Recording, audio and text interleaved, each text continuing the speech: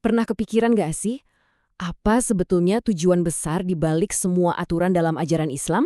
Hari ini, kita bakal kupas tuntas sebuah konsep yang jadi jantungnya syariat Islam, yaitu Al-Kulliyatu Al-Khamsah.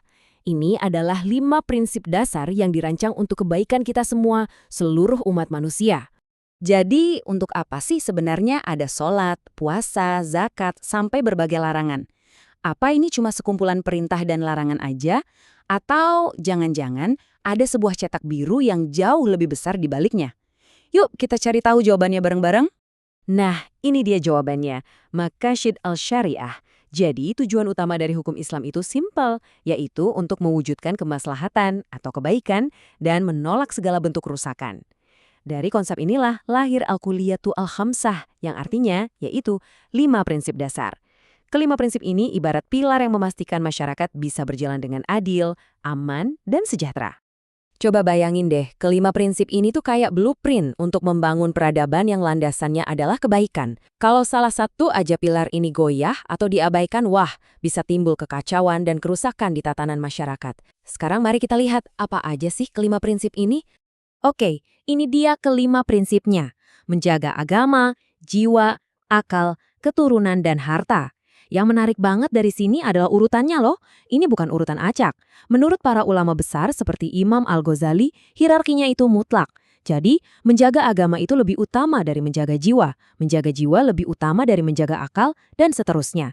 Ini adalah skala prioritas yang penting banget untuk kita pahami.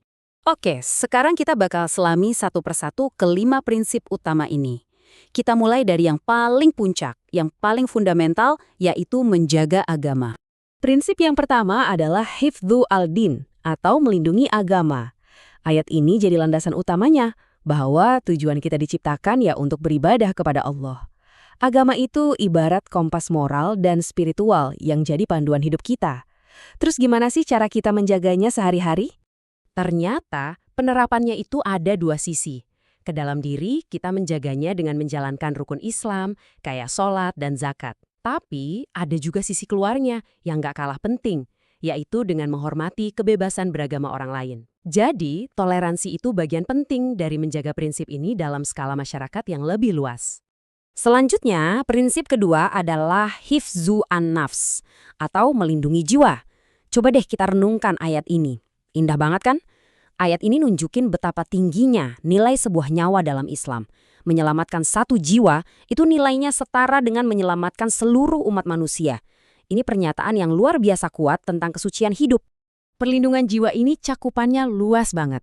Mulai dari yang personal, seperti menjaga kesehatan fisik dan mental kita sendiri, memastikan kebutuhan dasar kayak makan dan minum tercukupi, sampai ke aturan sosial yang paling fundamental, adanya larangan mutlak untuk menyakiti atau bahkan membunuh orang lain. Kita lanjut ke prinsip ketiga, hifzul aql, yaitu melindungi akal. Akal ini kan anugerah luar biasa yang membedakan kita, manusia, dari makhluk lainnya. Makanya, Islam sangat menekankan pentingnya menjaga kejernihan berpikir dan rasionalitas. Apapun yang bisa merusak atau melemahkan daya nalar kita itu dilarang keras. Terus gimana cara melindunginya? Ada dua jalan utama. Pertama, dengan cara aktif mengasahnya, yaitu lewat kewajiban menuntut ilmu. Kedua, dengan cara defensif, yaitu menjaganya dari hal-hal yang merusak, seperti minuman keras, narkoba, atau bahkan tontonan dan informasi yang bisa merusak logika berpikir kita. Prinsip keempat, hifzu an-nasl, atau melindungi keturunan. Ayat ini ngingetin kita soal asal-usul manusia dan pentingnya menjaga keberlangsungan generasi. Prinsip ini bukan cuma soal reproduksi ya, tapi tentang gimana kita bisa memastikan generasi penerus itu tumbuh di lingkungan yang sehat dan terhormat. Nah, penerapannya ini sangat kelihatan dalam struktur sosial. Dimulai dari institusi pernikahan yang sah sebagai benteng utamanya, lalu menjaga pergaulan biar terhindar dari zina, sampai ke tanggung jawab yang sangat besar untuk merawat dan mendidik anak-anak kita sebaik mungkin. Semua ini demi masa depan umat. Dan yang terakhir, prinsip kelima, hifzu al-mal, melindungi harta.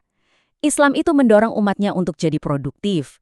Ayat ini jelas banget memerintahkan kita untuk bekerja, mencari rezeki, setelah menunaikan ibadah. Harta itu dipandang sebagai sarana untuk menopang kehidupan yang mandiri dan bermartabat. Perlindungan harta ini punya dua sisi. Di satu sisi, kita diperintahkan untuk kerja keras cari rezeki yang halal. Di sisi lain, ada larangan keras terhadap praktek-praktek yang merusak ekonomi, kayak penipuan, riba, dan korupsi. Gak cuma itu, ada juga mekanisme distribusi kekayaan lewat zakat dan sedekah untuk menciptakan keadilan ekonomi.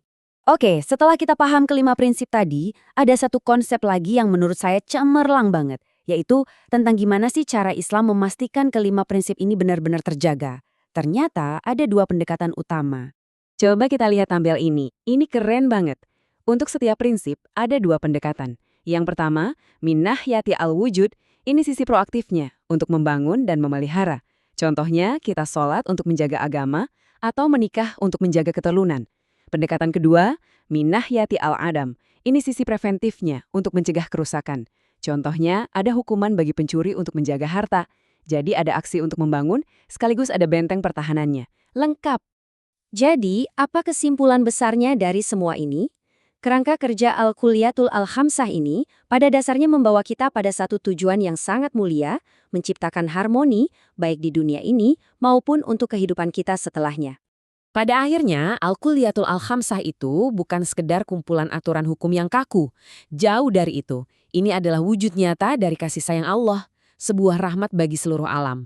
Tujuannya adalah untuk menjamin kita bisa hidup tenang di dunia dan meraih keselamatan di akhirat nanti dengan menerapkan kelima prinsip ini secara utuh dan berurutan.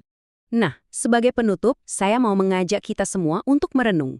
Di zaman modern yang super kompleks kayak sekarang, gimana ya caranya kita, baik sebagai individu maupun sebagai masyarakat, bisa mengaplikasikan kembali kelima prinsip universal ini, menjaga agama, jiwa, akal, keturunan, dan harta demi mewujudkan kebaikan untuk kita semua?